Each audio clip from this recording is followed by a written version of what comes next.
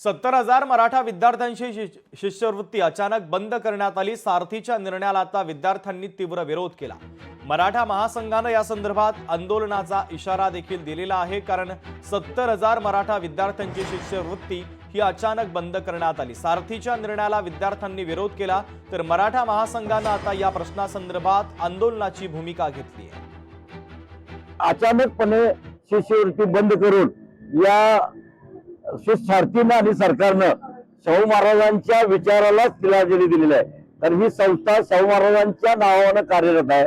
ज्या राजानं प्राथमिक शिक्षक मोफत दिले, देशात परदेशात शिक्षणासाठी शिष्यवृत्त्या चालू केल्या, त्यांचा विचारच देश विसरण्याचं काम केलेलं आहे।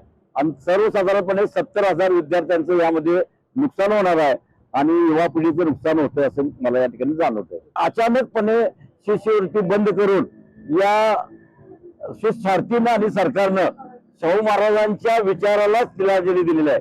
तर ही संस्था शाहू महाराजांच्या नावाने कार्यरत आहे। ज्या राजानं प्राथमिक शिक्षक मोफत दिले, देशात परदेशात शिक्षणासाठी शिष्यवृत्त्या चालू केल्या, त्यांचा विचारच देश विसरण्याचं काम केलेलं आहे। आणि सर्वसाधारणपणे 70,000 विद्यार्थ्यांचं यामध्ये नुकसान होणार आहे आणि युवा पिढीचं नुकसान होतं असं मला या ठिकाणी जाणवतंय। लोकशाही मराठी ऐका, पहा, जागरूक रहा।